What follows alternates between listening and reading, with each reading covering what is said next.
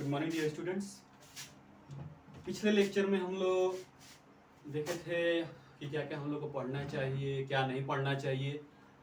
और इस बार हम लोग देखेंगे कि जैसे पीछे हम लोग आगे के लेक्चर्स को हम बढ़ाएंगे और अभी का जो लेक्चर है वो जहाँ तक हम लोग छोड़े थे पिछले लेक्चर में, प्रीवियस लेक्चर्स में, तो इस लेक्चर में हम लोग उसके आगे जाएंगे। अब हम लोग रिकॉल करते हैं कि पिछले लेक्चर्स में हम लोग क्या क्या पढ़े थे। अब पिछले लेक्चर में हम लोग देखे थे कि इलेक्ट्रोस्टेट्स क्या होता है, वो कहाँ पढ़ाई, इलेक्ट्रोस्टेट में क्या क्या हम पढ़ते हैं, फिर इलेक्ट्रिक चार्ज के बारे में थोड़ा जाने थे। अब उसी को हम उस सीरीज को आगे लेकर के इस लेक्चर 2 में चलेंगे। तो ये जानते हैं कि इलेक्ट्रिक चार्ज की आगे की चीज़ें। बेसिकली हम ये जाने थे कि इलेक्ट्रिक चार्ज साइंटिस्ट के दिमाग में आया क्यों। तो क्या रीजन था कि पहले हम जानते थे कि मासेज एक दूसरे को अट्रैक्ट करते हैं यूनिवर्सल लॉ ऑफ ग्रेविटेशन के अनुसार, लेकिन रिपल क्यों करने लगे मासे एक दूसरे को, क्योंकि वहाँ चार्ज की एक्सिस्टेंस थी। तो यहाँ तक हम लोग पढ़ चुके थे। अब हम लोग एक चीज देखेंगे कि हम लोग जितनी भी चीजें पढ़ रहे थे चार्ज की, वो सब एक कंडीशन था कि एट रेस्ट था, वो बाउंडेड था कि वो सारा चीज एट रेस्ट में होगा। तो एक चीज हम यहाँ नोट करने वाला है, इंपॉर्टेंट, कभी के ऑब्जेक्टिव बना करके पूछता भी है ये, कि अगर इलेक्ट्रिक चार्ज रेस्ट में है तो उसके इफेक्ट जितने वो प्रोड्यूस करेगा वो सारे के सारे सिर्फ और सिर्फ इलेक्ट्रिक इफेक्ट्स होंगे। लेकिन अगर वही इलेक्ट्रिक चार्ज मोशन में आ जाता है तो उसमें क्या होता है कि वो इलेक्ट्रिक इफेक्ट के साथ साथ मैग्नेटिक इफेक्ट से प्रोड्यूस करना शुरू कर देता है।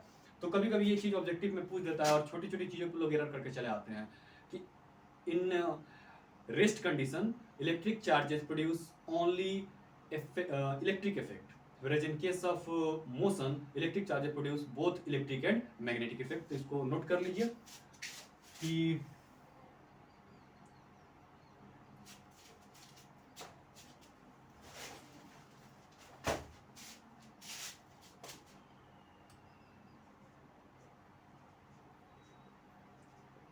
electric charge at rest produces purely electric effect, सिर्फ और सिर्फ इलेक्ट्रिक इफेक्ट प्रोड्यूस करेगा, purely electric effect. whereas electric charge in motion produces both electric and magnetic effect, both electric and magnetic effects। ठीक है, तो अगर चार्ज रेस्ट में है तो उसके जितने भी इफेक्ट्स होंगे प्योरली इलेक्ट्रिक होंगे, और अगर चार्ज मोशन में है तो उसके जितने भी इफेक्ट्स होंगे वो इलेक्ट्रिक होने के साथ साथ मैग्नेटिक भी होंगे। ठीक है, ये चीज ध्यान में रखिएगा, कभी कभी ऑब्जेक्टिव में पूछ लेता है। अब बात आती है कि चार्ज कितने तरह के होते हैं। ठीक है, चार्ज कोई बॉडी चार्ज है तो उसका क्या मीनिंग हुआ, न्यूट्रल है तो उसका क्या मीनिंग हुआ, ये सारी चीज आप ऑलरेडी पढ़े हैं प्रीवियस क्लासेस में, लेकिन बस उसी चीज को अभी क्या किया जा रहा है, इंट्रो में रिमाइंड किया जा रहा है। ठीक है, चलिए तो अब देखते हैं कि इलेक्ट्रिक चार्ज, तो हम बेसिकली जानते हैं कि इलेक्ट्रिक चार्ज दो तरह के होते हैं। एक तो हम लोग पढ़ते हैं कि पॉजिटिव चार्ज है, एक निगेटिव चार्ज है। तो उससे पीछे एक बेसिक चीज जान लें हम कि कोई भी एटम होता है, मान लीजिए ये एटम है, इसके बीच में जो न्यूक्लियस होता है, इसी न्यूक्लियस में प्रोटॉन भी होता है और न्यूट्रॉन भी होता है। ठीक है, न्यूक्लियस में प्रोटॉन और न्यूट्रॉन दोनों होते हैं न्यूक्लियस में। लेकिन जो इलेक्ट्रॉन होता है वो आउटर मोस्ट ऑर्बिट पे चौकीदार की तरह घूम रहा होता है। ऐसे ये घर है, घर के चारों तरफ बाउंड्री है, तो उस पर कौन रहता है, चौकीदार पहरा देता है। उसी तरह इलेक्ट्रॉन जो होता है आउटर मोस्ट ऑर्बिट पे घूम रहा होता है। ठीक है, अब देखिए इस पूरे के पूरे इलेक्ट्रोस्टेट में जितना भी चार्जिंग या डिस्चार्जिंग पढ़ेंगे उसमें सिर्फ और सिर्फ रोल किसका रहेगा, इलेक्ट्रॉन्स का रहेगा। क्यों, क्योंकि जो भी कोई भी बॉडी चार्ज होगा या डिस्चार्ज होगा तो सिर्फ और सिर्फ इलेक्ट्रॉन के एक्सचेंज के कारण होता है, या तो इलेक्ट्रॉन की शेयरिंग हो गई, ट्रांसफर हो गई, सिर्फ और सिर्फ इलेक्ट्रॉन का ट्रांसफर होता है। प्रोटॉन और न्यूट्रॉन तो ऑलरेडी न्यूक्लियस में स्ट्रॉन्ग फोर्स ऑफ अट्रैक्शन से बाइंडेड होते हैं। ठीक है, तो फ्री कौन होता है, इलेक्ट्रॉन होता है। तो इलेक्ट्रॉन ही चार्जिंग और डिस्चार्जिंग में अपना रोल प्ले करता है। प्रोटॉन और न्यूट्रॉन हमेशा एज यूजुअल रहते हैं, उनमें कोई चेंज नहीं आती है, ठीक है। तो अगर कभी कभी पूछ रहा है कि जो चार्जिंग होती है बॉडी की या डिस्चार्जिंग होती है, तो उसमें किसका रोल होता है, प्रोटॉन का कि न्यूट्रॉन का कि इलेक्ट्रॉन का, तो सिर्फ और सिर्फ इलेक्ट्रॉन का। तो ये भी ऑब्जेक्टिव बना के पूछ सकता है, तो ये बात ध्यान रखिएगा। अब बात आती है कि चार्जेस दो तरह के होते हैं, एक होती है पॉजिटिव चार्ज, एक होता है नेगेटिव चार्ज। अब देखिए, हम लोग जानते हैं कि प्रोटॉन जो होता है उससे पॉजिटिव चार्ज होता है, प्रोटॉन इसको पॉजिटिव है, और जो इलेक्ट्रॉन होता है उस पर नेगेटिव चार्ज होता है, ठीक है। लेकिन ये क्या है ना कि साइंटिस्ट बना दिए हैं कि ये इलेक्ट्रॉन पे नेगेटिव चार्ज होता है, प्रोटॉन पे पॉजिटिव चार्ज होता है। ये ऐसा कुछ नेचुरल नहीं होता है, बस हम लोग अपनी समझ के लिए बनाए हुए हैं, ठीक है। ये अपनी एक परंपरागत चीजें चली जा रही है, इसलिए हम मानते हैं कि इलेक्ट्रॉन नेगेटिव होता है और प्रोटॉन पॉजिटिव होता है। मास की बात करते कहीं कहीं मास भी दोनों ही कंपेयर कर देता है, तो मास किसकी ज्यादा होती है, इसकी ज्यादा होती है, और इसकी मास कम होती है। न्यूट्रॉन की मास इससे थोड़ी ज्यादा होती है। तो एक चीज कभी ये भी पूछ सकता है कहीं कहीं कि जो न्यूट्रॉन होता है इसकी जो मास होती है, मास की अगर बात करें तो न्यूट्रॉन का जो मास होता है वो प्रोटॉन से ज्यादा होता है और ये इलेक्ट्रॉन से ज्यादा होता है, ठीक है। ये मास हो गया, और आपको पता ही है कि इसका मास कितना होता है 1.67 इंटू 10 टू पावर -27 kg। इसका कितना होता है 1.67 into 10 to the power -27 kg, बस थोड़ा सा का अंतर होता है इन दोनों में। और इलेक्ट्रॉन का mass 9.1 into 10 to the power -31 kg। जैसे इन दोनों का है थोड़ा सा मिलता जुलता होता है, लेकिन अधिक इसी का होता है। और कितना होता है 1.67 into 10 to the power -27 kg। और यही कुछ और नहीं, 1 एटॉमिक मास यूनिट होता है, ठीक है। 1/12 the mass of 1 atom of carbon 12, यही वैल्यू है। चलिए, और इलेक्ट्रॉन जो होता है उसकी मास कितनी होती है 9.1 into 10 to the power -31 kg, ठीक है। तो मास में कभी कभी कंपेरिजन आया था, तो मास इसका ज्यादा है, फिर इसका, फिर इसका, क्लियर है। तो अब बात करते हैं कि नेगेटिव चार्ज इलेक्ट्रॉन के कारण होता है और पॉजिटिव चार्ज प्रोटॉन के कारण होता है। जनरली हम ऐसा मान के चलते हैं। अब कोई बॉडी नेगेटिव चार्ज है, कोई बॉडी पॉजिटिवली चार्ज है, कोई बॉडी न्यूट्रल है, इसका क्या मीनिंग होता है ये हम जानते हैं।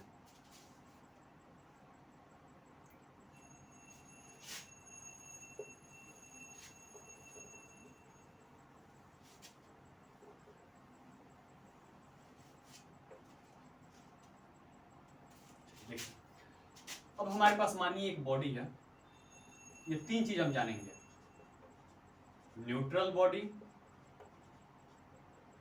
ठीक है, positively charged body, positively charged, और एक negatively charged body.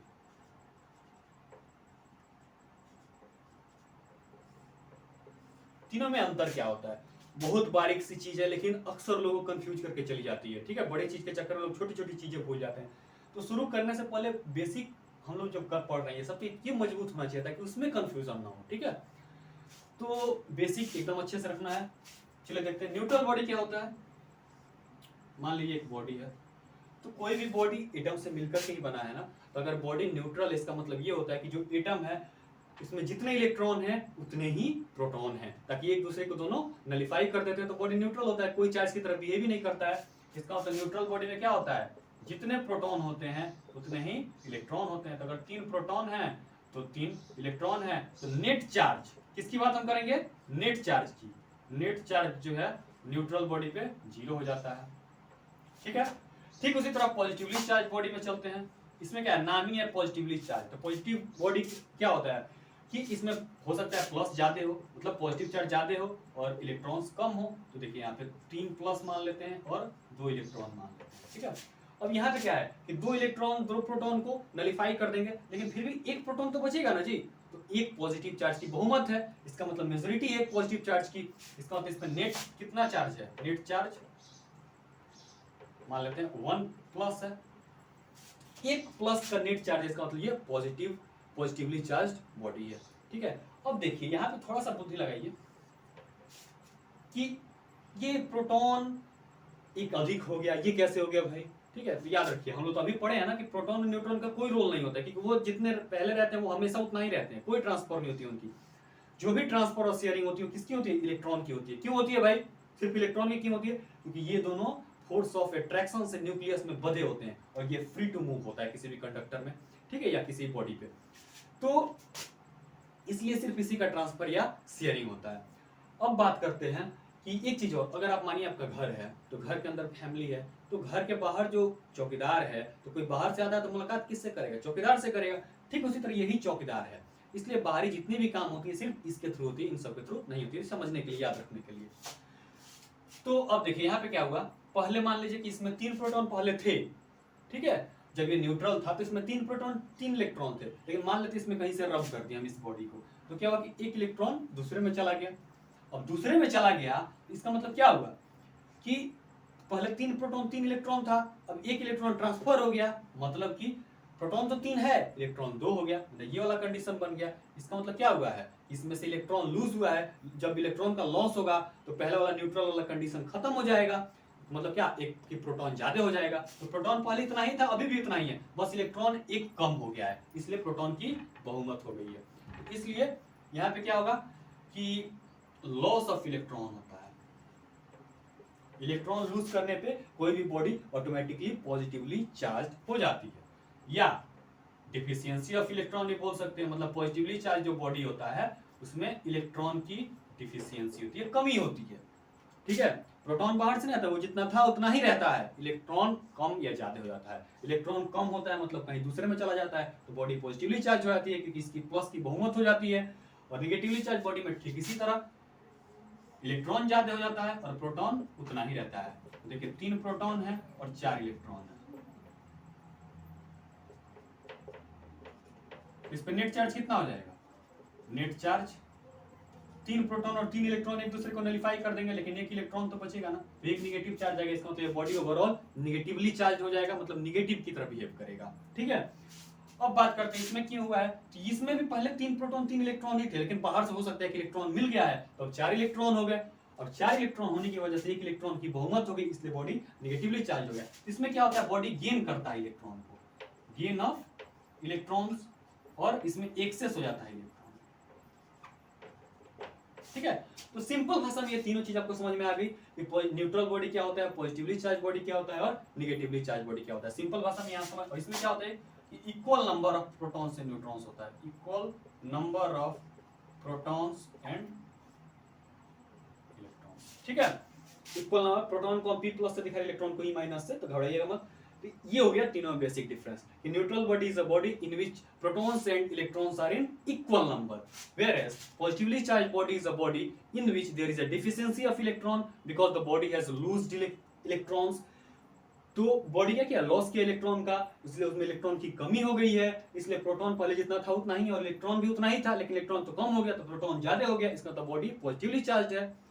Negatively charge में बॉडी क्या करता है कि body which have gain a body which gains electrons is known as negatively charged body। मान लेते हैं अगर कोई बॉडी है उसमें पहले से 3 प्रोटॉन और फिर 3 इलेक्ट्रॉन ही है, तो उसमें क्या हुआ है, एक इलेक्ट्रॉन बाहर से कहीं से आ गया है, तो 3 का 3 तो कैंसिल हो जाएगा एक दूसरे का, लेकिन एक जो बाहर से आया है उसकी बहुमत हो गई, इसका मतलब बॉडी कैसा हो गया, निगेटिवली चार्ज बॉडी हो गया।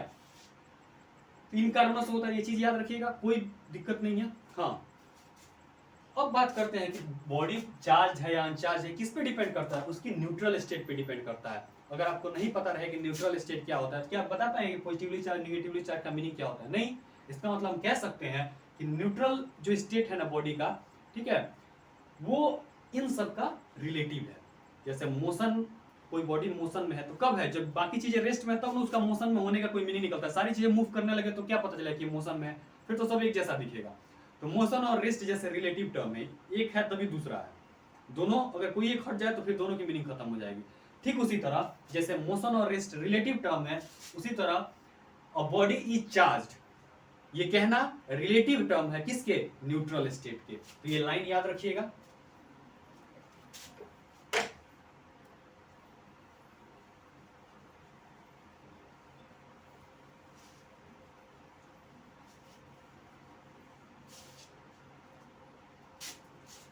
कि हाईलाइट के लिए कि अ बॉडी इज चार्ज्ड ये जो स्टेटमेंट है ना, this is a relative statement. ये जो चार्ज है, this is a relative word कह सकते हैं या रिलेटिव टर्म कह सकते हैं। This is a relative term with respect to neutral state of the body. मतलब बॉडी कभी न्यूट्रल था तभी अभी कह सकते हैं कि इलेक्ट्रॉन बढ़ या घट गया तो चार्ज हो गया है, ठीक है। न्यूट्रल नहीं पता रहता तो ये भी नहीं कह सकते थे। इसका मतलब कि बॉडी चार्ज है ये कहना तभी पॉसिबल है जब हमें न्यूट्रलिटी की बात पता है। मतलब न्यूट्रल और चार्ज एक दूसरे के रिलेटिव टर्म है, जैसे मोशन और रेस्ट एक दूसरे के रिलेटिव टर्म है। एक नहीं है तो दूसरा भी नहीं होगा, ठीक उसी तरह ये भी है, ठीक है। तो ये सारी चीजें हम समझ गए बेसिकली। अभी हम एक चीज और थोड़ा सा यहाँ पे ध्यान देंगे, कोई बॉडी इलेक्ट्रॉन कब लॉस करता है कब गेन करता है। यहाँ पे एक चीज याद रखिएगा कि अगर कोई बॉडी समझने के लिए आप केमिस्ट्री में भी ऑलरेडी ये चीज पढ़े होंगे, एक टर्म आता है आयोनाइजेशन इंथैल्पी। आयोनाइजेशन इंथैल्पी क्या होता है ये आयोनाइजेशन इंथैल्पी? तो आप पढ़े होंगे कि the amount of energy required to release an electron, outermost electron from the valence shell of an atom.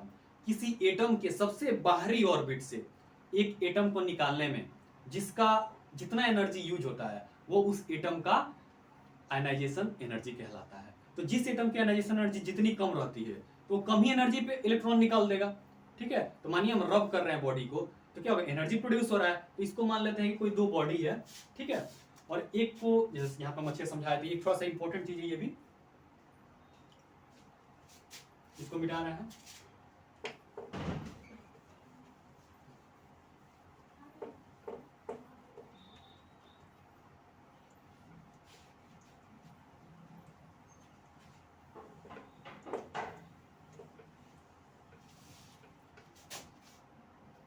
ठीक है, अब देखिए यहाँ पे हम अब ये बताने जा रहे हैं कि कोई बॉडी इलेक्ट्रॉन कब लूज करता है कब गेन करता है। तो एक टर्म आता है यहाँ पे आयोनाइजेशन एनर्जी या एंथैल्पी। क्या होता है आयोनाइजेशन एंथैल्पी? तो the amount of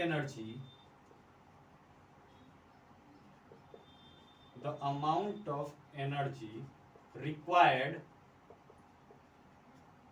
to release an electron from the outermost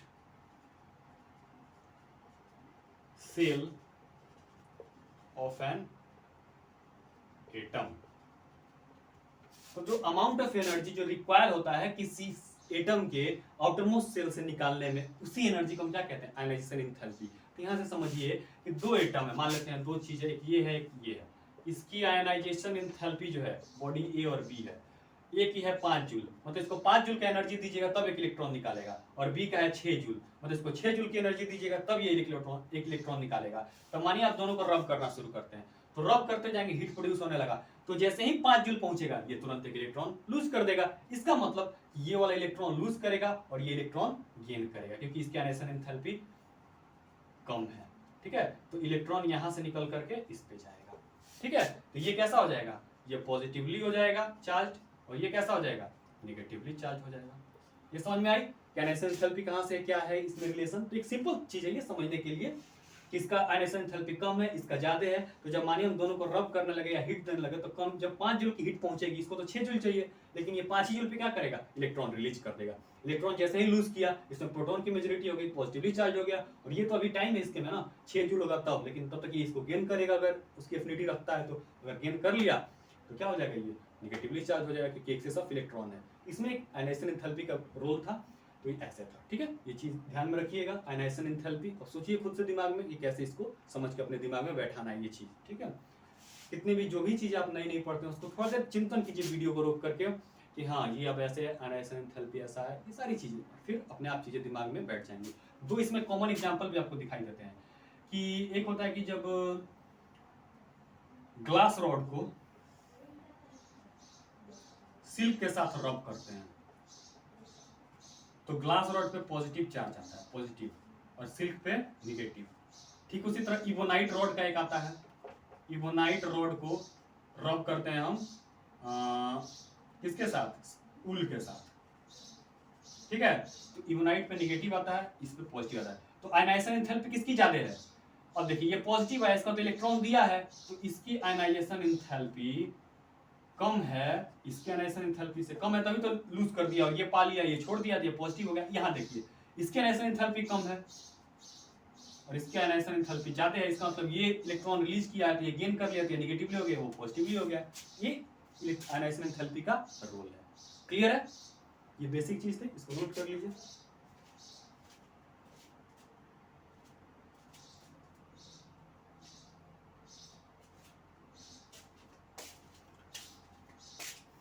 तो आज हम लोग इस छोटे से वीडियो में क्या देख रहे हैं कि जो भी चार्ज होता है उसमें कैसे बॉडी न्यूट्रल कब कहलाती है, कब पॉजिटिव कहलाती है, कब निगेटिव कहलाती है।